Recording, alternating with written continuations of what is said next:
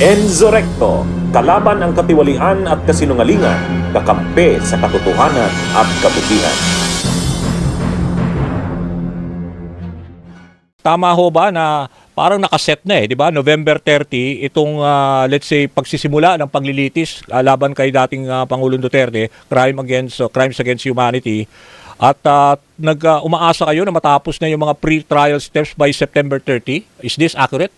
Tony Gilbert? Okay, technically wala pa pong nakaset na trial date po kaya po hiningi ng trial chamber yung mga obserbasyon po ng mga partido ng prosecutor, ng victims at ng defense po. Yung November 30 po, yun yung proposed date ng prosecution. Ngunit ang mga biktima po, mayroon din po kaming proposed date po. Ang proposed date po namin ay first week po ng September. Kaya yun po yung pag-uusapan sa May 27 first status conference hearing kung kailan po magsisimula ang paglilitis. So napaka-importante yung May 27 kasi doon malalaman yung mga specific dates, no? Kung kailan yung mga pag-prepare nitong mga sinasabi nila, yung mga pre-trial, no? Procedures. Pero for now, attorney, dahil may bago ng lawyer si former President Duterte, to si Peter Haynes, humihirit ng ngayon bagong sinasabi niya nga fitness check, panibagong fitness check dahil sa deteriorating, nagdi-decline na medical condition ng dating Pangulong Duterte. Yung pong sa usapin ng health, separate po siya sa fitness to stand trial. Ang fitness to stand trial na determine na po ng pre-trial chamber. At hindi naman po automatic na sasabihin ng trial chamber na magkakaroon ulit ng determinasyon. Nasa sa trial chamber po yan. Ngunit para po sa mga biktima, sa tingin po namin fit to stand trial si Mr. Duterte. Kasi nagbago pa nga siya, di ba, ng abogado. Makakapagbago lang po siya kung naintindihan niya po yung mga implikasyon po nito. So ibig sabihin, malabo bang pagbigyan ito ng let's say ICC? Lalo na yung sabi nila, dapat daw mas bagong set ng mga independent na mga medical group ang sumuri sa kanyang medical condition? Now, hindi ko pa pangunahan yung trial chamber, ngunit nasa sa trial chamber po yan. Oo. Pero alam mo, Danny, kung tingnan po natin yung overall na konteksto, nakausap pa nga si Mr. Duterte ng kanyang anak, na si VP Sara, at nakakausap niya. At i-instructan niya po yung kanyang mga abogado. Yun nga ang pagpapalit ng abogado, hindi po yan basta-basta lang po. Ibig sabihin, naintindihan niya po ang implikasyon ng mga kanyang mga ginagawa po. Kaya para po sa mga biktima, fit to siya to stand trial. Pero nasa sa trial chamber po yan kung mag-order po sila ng determination once again. Pero siguro ililive ko muna yung issue na yan tungkol dun sa set of dates na lalo sa May 27 pag-uusapan. Pag-usapan natin itong kaso ng isang co-perpetrator na ngayon ay considered na pugante dito si Senator Bato de la Rosa. At kanina nakausap po namin ang dating sa National Bar Association si Attorney Rico Domingo. Binabanggit niya na dapat talaga i-effect na. Pati yun na rin ang comment din ng Office of the Solicitor General na pugante na si Senator de la Rosa at dapat daw ay regardless kung merong ilabas at wala naman inilalabas sa TRO, arestuhin na si Senator Bato de la Rosa. How do you view all of these developments lately? Alam mo po, dapat nga po talagang arestuhin na ng ating gobyerno si Senator Bato. Hindi lang po siya pugante mula from Philippine Justice System, pugante din po siya sa International Justice System. Kasi ang arestwaran po ay sa ICC at pwede po siyang arestuhin ng 125 state parties po ng Rome Statute at ng mga ibang bansa po, kung nandun po siya, kung saan mayroon po silang domestic law that implements the ICC arrest warrant, kagaya po ng Pilipinas. Yung sinasabi nyo bang domestic law, yung tulay doon sa international law, itong Republic Act 9851, that the government may surrender kung meron na siyang pending investigation from the ICC. Diba? Yes, tama ka dyan, Danny. In fact, inargue na po namin yan sa Philippine Supreme Court noong 2018. Yung pong Republic Act 9851. At yan po ang basihan kung bakit po inaresto si Mr. Duterte last year dahil po sa isang ICC arrest warrant. Kaya para po sa mga biktima, dapat po hindi naiiba si Senator Bato kay Mr. Duterte. Dapat po arestuhin din po siya dahil may ICC arrest warrant at dahil mayroon po tayong batas, RA 9851 po. So pag nangyari, kasi parang ang hinihintay ho dito, Attorney Gilbert, yung Supreme Court, ang alam ko maglalapse ngayon yung 72 hours na pagpapaliwanag, pinapa-comment ang mga government agents tungkol sa hinihirit na TRO. So ibig sabihin, habang wala yung TRO, ibig sabihin, the government can effect the arrest and they don't have to wait for a local court order.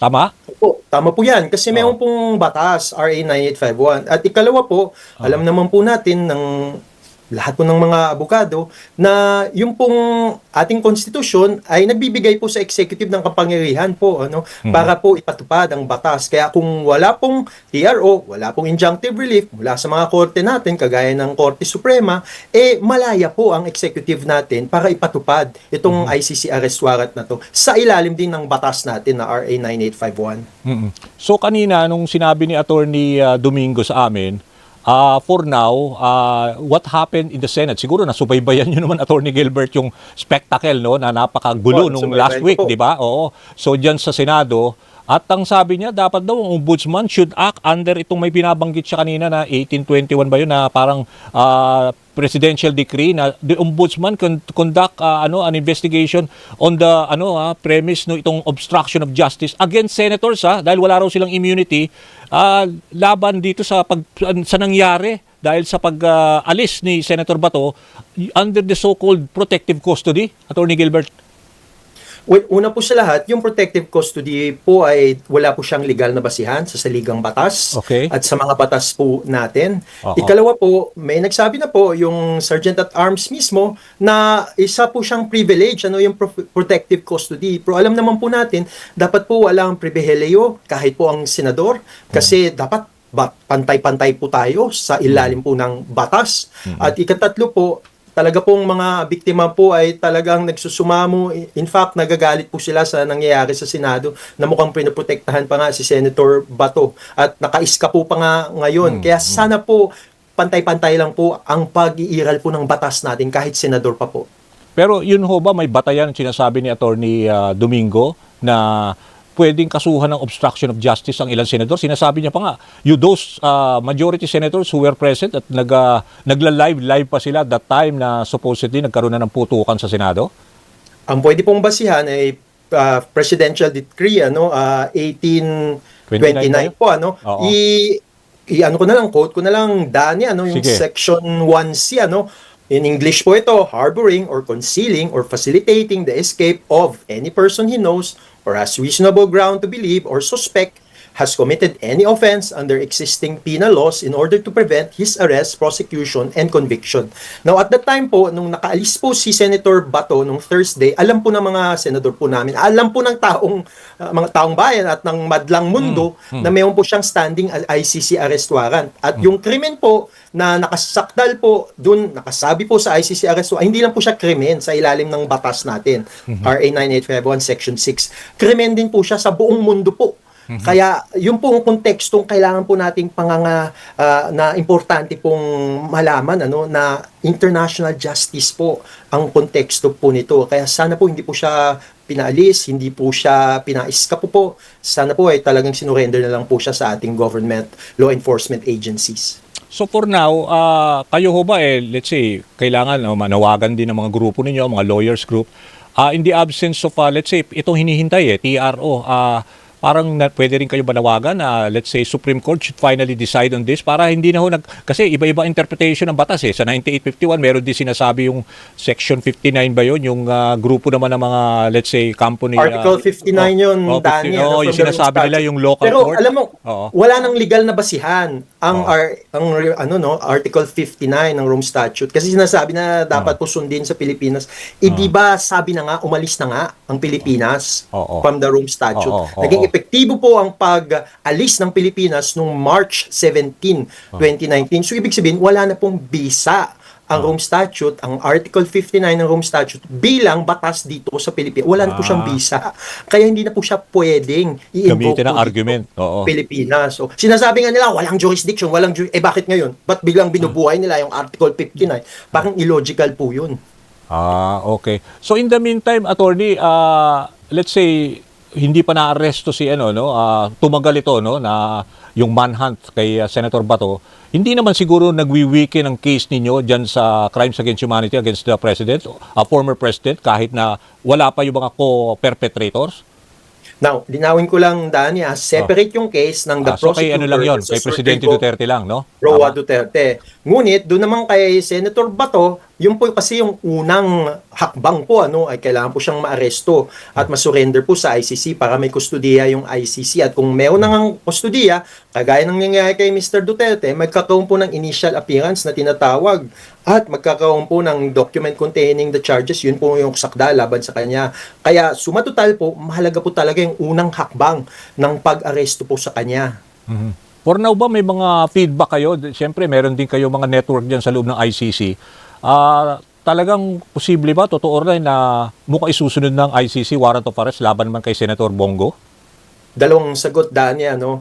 Number one, kung meron pong application po ay talagang sekreto po yan, nakaselyo po yan kasi gusto po ng ICC maging epektibo po ang ini-issue nitong arrest warrant. Nakita nga natin doon kay Senator Bato, November 6 pa pala, 2025, na-issue yung arrest warrant. Ngunit, talagang tikumpo ang kanilang mga bibig po kasi ganun po talaga ang proseso. Ikalawa po, having said that, para po sa mga biktima, inaasahan po nila, pinapanalangin nila na sana nga meron na pong ICC arrest warrant or ina-apply po para po sa mga ibang co-perpetrators, kagaya po ni Senator Bongo, kasi gusto po nila ng total justice po sa lahat ng mga nakapangalang indirect co-perpetrators po. For now ho ba, kamustahin ko lang bago ko bitawan yung sentimiento ho ng ating mga victims, no? As they are watching ngayon sa sideline itong pagpapalit ng bagong lawyer na si Peter Haynes, ito hong at large pa at minamanhunt ngayon si Senator Bato as co-perpetrator. How are they taking all of this? Ano ho ba, medyo demoralized ba ang ating mga victims ng EJK? Alam po, talaga pong naghihinagpis po sila, talaga pong nagagalit po sila sa mga nangyayari po sa Senado at nanggagaliiti po sila kasi mukhang talagang nakita nila na iba pong batas sa mga politiko, iba po yung batas sa mga makapangyarihan at maimpluwensya sa mga kagaya po nila na pobre po, naghihirap po. Yung kanila pong mga mahal sa buhay, pinaslang po na walang kaano-ano sa loob pa ng mga bahay nila para sa ibang mga biktima. Ngunit dito po, talagang grabe pa kung ano-ano pa po mga dinadahilan po dahil po gustong proteksyonan ng isang sitting senator. Kaya po talagang nanggagalaiti po sila, nagagalit po sila at nawawala na po yung pasensya nila. Kaya po para sa mga biktima, wala na po silang inaasahang hustisya sa Pilipinas. Tanging sa ICC na lang po. With more reason na parang feeling nila with what happened to Senator Bato, with more reason na dapat ICC ang mag-handle dahil hindi pwede natin pagkatiwalaan ng justice system kung ganito nangyayari. Ganon? Kasi alam mo, Danny, hindi po gumagana ang justice system po natin para sa mga biktima ng war on drugs. Okay. So, siguro nabasa nyo itong huling statement or yung comments na binigay ng Office of the Solicitor General. In principle, parang sinusuportahan niya yung 9851, yung Republic Act. At marami ang sumuporta dito sa view nitong si Darlene Berberabe, no, na dati ring College of Law Dean ng UP.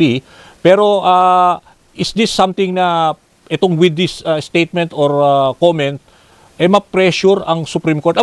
Pananaw nyo lang, ang tingin nyo, pressure na maglabas na para at least to settle this issue once and for all na talagang sino ba ang talagang may akmang jurisdiction? Pwede bang ipatupad na talaga ang 9851?